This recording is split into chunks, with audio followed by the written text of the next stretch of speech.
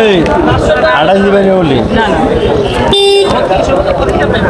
বলতে সে তো হাজার 500 মতো আয় দাঁড়াবে 500 মাঝে যত হিসাব আয় অত দাঁড়াবে জানেন যে দেন না কত কিছু কম কম না আমি কত দিবেন এটা আমরা জানি দাম আছে আমি